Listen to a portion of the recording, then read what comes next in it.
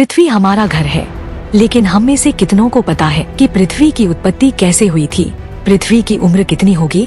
चलिए, पृथ्वी तो दूर की बात है, हम अपने पूर्वजों के बारे में ही कितना जानते हैं। अगर हमें अपने पूर्वजों के बारे में जानना है तो हमें हजारों साल पीछे पलट कर देखना होगा। वो लोग क्या थे, क्या करते थे, क्या पहनते थे, उनकी कैसी कैसी मुसीबतें थी, उनका कैसा हल निकाला गया। इन सवालों के बारे में हम सही से नहीं जान सकते, लेकिन ये बेचारे ऐसे थे मानो इंसान और बंदर का प्यार से हुआ बच्चा, क्योंकि इनके पास ना अच्छे नाखून थे, ना ही बालों का कोई स्टाइल। बस ऐसे ही घूमते फिरते थे जंगलों में फल फूल चबाते हुए। और कपड़े, क्या कपड़े, वो तो जानवरों के खाल ओढ़ कर घूमते थे। अगर भूख लगी तो खुद जाकर शिकार करके लाना पड़ता। घर का काम भी आसान नहीं था, क्योंकि घर नहीं गुफाएं होती थी, और उन गुफाओं में बैठकर आग जलाना भी किसी कलाबाजी से कम नहीं था। ये लोग काफी जुगाड़ू टाइप के भी थे, एकदम देसी वैज्ञानिक। पत्थरों को रगड़कर आग जलाने का तरीका ढूंढ लिया। किसी भी मेहमान को खाने पर बुलाना हो तो पहले शिकार पर जाना पड़ता था, लेकिन मजा तो तब आता था जब आग जलाकर सब उसके चारों तरफ उछलते थे, चिल्ला चिल्ला कर बाकी जानवरों को परेशान कर देते थे, चाहे परेशानी कितनी भी हो।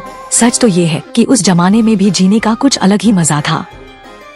जीने की चाहत में खाने की खोज हो या कोई प्राकृतिक आपदा या किसी जंगली जानवरों से बचने के लिए एक जगह से दूसरे जगह तक भटकने वाले आदिम काल के मानव जाति को ही हमारा पूर्वज कहा जाता है। इंसानों की शुरुआत कैसे और कहां पर हुई थी, इस बारे में तो सही से किसी को नहीं पता, पर कहा जाता है कि हजारों साल पहले अफ्रीका, चीन और जर्मनी में ये लोग पाए गए थे। तकरीबन 70,000 साल पहले अफ्रीका से आदिमानवों की एक ग्रुप भारत में आते हैं। फिर 45,000 साल बाद भारत से कुछ यूरोप की तरफ, और 35,000 साल बाद कुछ लोग ऑस्ट्रेलिया की तरफ चले गए खाने की तलाश में। और मौसम के बदलाव से बचते बचाते ये लोग हमेशा से ही एक जगह से दूसरे जगह तक भटकते रहते थे। करोड़ों साल पहले की बात है, तब हिमालय नाम की कोई पहाड़ एग्जिस्ट ही नहीं करता था। हम ये कह सकते हैं कि हिमालय की जगह पर एक विशाल समंदर हुआ करता था, और इस समंदर को चारों तरफ से एक घने जंगल ने घेरा हुआ था। इसी जंगल की गली में भटकते फिरते थे कुछ वन मानव की तरह दिखने वाले जीव। दरअसल उन्हें हम बनमानव नहीं कह सकते, क्योंकि बनमानव तो हम गोरिल्ला, चिंपांजी जैसे जीवों को कहते हैं, और उस वक्त ये धरती पर पाए नहीं जाते थे। यही बनमानव की तरह लगने वाले जीव डाली डाली में झूमते फिरते थे। मन किया तो कभी कभी जमीन में आकर खाना ढूंढने लगते। अब ये मत पूछिए कि ये क्या खाते थे, जो भी अच्छा लगे बिना सोचे वही खा लेते, क्योंकि खाने के सिवाय उनके पास कोई और टेंशन ही नहीं था। इस तरह से हंसते खेलते कई दिन बीत गए, पता नहीं क्यों, पर अचानक एक बार उस समंदर के सीने में एक भयंकर कंपन होने लगा। देखते ही देखते समंदर को चिरकर ऊपर उठा एक विशाल पर्वत। यही था हिमालय। किसी को कुछ समझ में नहीं आया कि ये क्या हुआ, कहां से और क्यों प्रकट हो गया ये विराट पर्वत।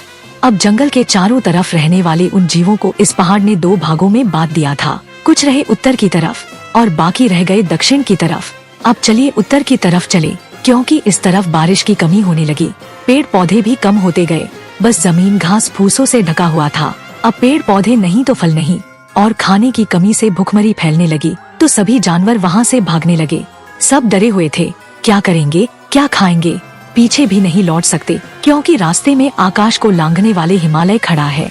अब इनके पास एक ही रास्ता बसा है, उत्तर की तरफ ही आगे बढ़ा जाए। तो आगे बढ़ते बढ़ते उन्हें एक ऐसी जगह मिली जहाँ पर नदी थी, पेड़ थी, और तो और वहाँ कुछ जानवर पहले से ही रहा करते थे। मतलब रहने के लिए एक परफेक्ट जगह। तो उन लोगों ने भी वहाँ पर रहने का मन बना लिया। इतने दिनों बाद दूर दूर तक भटकते हुए आखिर रहने के लिए कोई बेहतर जगह मिल ही गया। लेकिन इस दौरान एक बड़ा बदलाव देखा गया। इतने दिनों से ये लोग डाल डाल झूमकर कुत्ते फिरते थे, और अब ये जमीन पर घास फूसों के बीच चलने के लिए मजबूर हो गए हैं। इस तरह से इनकी जमीन पर चलने की मजबूरी हजारों सालों तक चली। पहले तो चलने के लिए ये लोग हाथों का भी सहारा लेते थे, बिल्कुल बंदर की तरह चलते थे। लेकिन इस तरह से चलते चलते उनकी पीठ में दर्द होने लगे।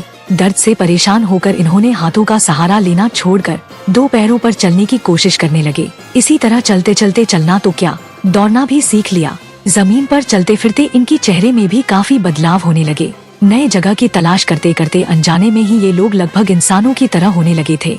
खाने की कमी से ये लोग अभी भी परेशान थे, साथ ही पहनने के लिए कपड़े और रहने के लिए मकान भी चाहिए। ये छोटे छोटे झुंड बनाकर जंगलों में घुस घुस कर खाने की तलाश करते। हर एक ग्रुप में कोई ना कोई मुखिया होता था, जो हर काम में एक्सपर्ट होता था। जो ज्यादा निडर था वही सबका नेता बना हुआ था। अब ये नेता है तो इसकी बात सबको मानना ही पड़ेगा। कोई ना मानने की हिम्मत करे तो उसे या तो मरवा दिया जाता था या अपने ग्रुप से ही निकाल दिया जाता था। अब अकेला रहकर वो कहाँ जाता, क्या करता? चारों तरफ जंगल, अकेले कहीं पर भी निकला तो खुद जंगली जानवरों का शिकार बनना पड़ेगा। तो अपने लीडर की बात ना मानने के बारे में कोई सोचता भी नहीं था। एक दिन सभी बैठे हुए थे बात करते करते कि आज पेट कैसे भरा जाए। ऐसे में कहीं से वहाँ पर एक सुअर आ जाता है। बच्चे चिल्ला चिल्ला कर रोने लगते हैं। माँ इन्हें गोद में उठा लेती है। चारों तरफ अफरा तफरी मच जाती है। अब जो अपने आप को बहादुर समझता था, सामने जो मिला उसे उठाकर सुअर की तरफ फेंकने लगा। किसी ने पत्थर उठाया तो किसी ने गुस्से में आकर पेड़ों से डाल ही तोड़कर सुअर की तरफ मारने लगा। बेचारा सुअर कभी इधर भागता तो कभी उधर। आखिर में सभी उसे चारों तरफ से घेर कर यम के पास पहुंचा दिया। अब इस सुअर का क्या करें, किसी को समझ नहीं आ रहा था। साथ में इतनी मेहनत के बाद सबकी भूख और भी बढ़ गई तो वो लोग उस सुअर के कच्चे मांस ही खाने लगे। फिर इन्हें समझ में आया कि शिकार करके भी पेट भरा जा सकता है। फिर एक एक झुंड निकल पड़े शिकार की तलाश में। पूरे दिन जंगल की कोने कोने में घूमकर एक हिरण और एक सुअर को उठाकर ले आए। कबीले में जो औरतें थी वो भी हाथ पर हाथ धरी बैठी नहीं रही। वो भी अपने से जितना हो सके पेड़ों से फल, नदी से मछली, केकड़े जैसे चीजों को पकड़ कर ले आते। जंगल में अक्सर हवा की वजह से सूखे पेड़ आपस में घिसकर आग पैदा कर देते थे। उसी आग को देखकर जंगल में रहने वाले ज्यादातर जानवर या तो भाग जाते थे या वही फंसकर आग की सपेट में आ जाते। ऐसे ही एक बार आग लगी थी। कुछ जानवर तो भाग गए अपना घर छोड़कर, लेकिन जो फंस गए वो जलकर मर गए। कुछ देर बाद उस जगह से होकर कुछ लोग गुजरते हैं। उन्होंने देखा कि कुछ बेचारे जानवर आग में जलकर पक चुके हैं। इन्हें देखकर उनका पेट घोड़ाने लगा। ये अपने आप को रोक नहीं पाए तो जले हुए मांस खाने लगे। अभी तक उन लोगों को इस तरह की स्वाद के बारे में पता नहीं था, इसलिए ज्यादातर तो वही खा गए। पर जो बचे थे उसे अपने साथ ले आए और बाकी साथियों में बांट दिया। तब एहसास हुआ कि कच्चे मांस खाने से ज्यादा पकाकर खाने में ज्यादा स्वाद आता है। उस दिन से जब भी मौका मिले, जब भी कहीं पर आग जलता हुआ दिखे, वो लोग तुरंत वहाँ पहुँच जाते और अपने शिकार की तलाश करने लगते। अब खाने को पकाकर खाना मानो उनकी आदत बन चुकी थी।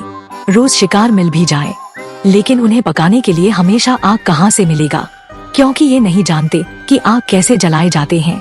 धीरे धीरे शिकार करना जितना आसान होता गया, शिकार मिलना उतना ही मुश्किल हो गया। रही बात आग जलाने की, एक दिन कुछ लोग शिकार की तलाश कर करके परेशान हो चुके थे। परेशानी के मारे सभी एक पेड़ के नीचे बैठ जाते हैं। पास में कुछ सूखे हुए बांस के पेड़ थे। धीरे धीरे बहती हवा कब तेज हो गया किसी को पता ही नहीं चला। इससे वो सूखे हुए बांस के पेड़ एक दूसरे से जोर जोर से खींचने लगे और इससे आग की चिंगारी निकलने लगी। अब सभी ऐसा होते हुए देख रहे थे। इन लोगों ने देखा कि पैरों की घिसने से निकलने वाले चिंगारी नीचे गिरकर सूखे पत्तों पर आग जला रही है और वो आग देखते ही देखते चारों तरफ फैल गए। अब ये लोग जैसे तैसे वहाँ से भाग आए। भले ही आज उनके हाथ कोई शिकार नहीं लगा, पर ये कुदरत के ऐसे रहस्य को समझकर लौटे थे जिसने उन सब की जिंदगी को हमेशा के लिए बदल दिया। उन लोगों ने जो भी देखा सबको आकर बताया। फिर किसी को याद आया कि उसने भी ऐसा ही कुछ देखा था जब दो पत्थर आपस में टकराते थे, मगर वहीं से आग पैदा हो सकता है उसे पता नहीं था। तब से उन लोगों ने आग जलाने के बारे में सीखा। शिकार से लौटकर एक बड़ा सा आग जलाया जाता है। शिकार करके उन जानवरों को उसमें पकाया जाता है। फिर खुशी के मारे उस आग के चारों तरफ घूम घूम कर ये लोग उछलने लग जाते। फिलहाल आग में दिए मरे हुए जानवर भी तृप्त हो जाते। अभी भी परेशानी पीछा नहीं छोड़ रही थी। एक खत्म हुआ तो दूसरा आकर सर पर बैठ जाता था।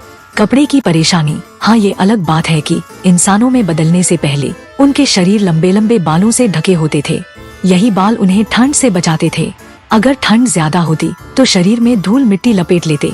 फिर हम सब जानते हैं कि उन्होंने पेड़ के छिलके, जानवरों के खाल भी शरीर में ओढ़कर घूमने लगे थे। अब परेशानी आई रहने के, ज्यादातर ये लोग पेड़ों के ऊपर या नीचे रहकर ही जिंदगी गुजार रहे थे। लेकिन जब से ये बर्फ गिरना शुरू हुआ, उनके लिए खुले जगह पर रहना मानो मुश्किल हो गया। एक बार फिर से ये लोग रहने लायक जगह की तलाश में भटकने लगे। आखिर में इन लोगों ने पहाड़ों की गुफा में रहना शुरू किया, क्योंकि उन्हें एहसास हुआ कि बाहर से ज्यादा गुफाएं अंदर से गर्म होता है। इस तरह से लोगों ने जा जाकर गुफाओं को भर दिया। आखिर में इंसान गुफावासी बन गए।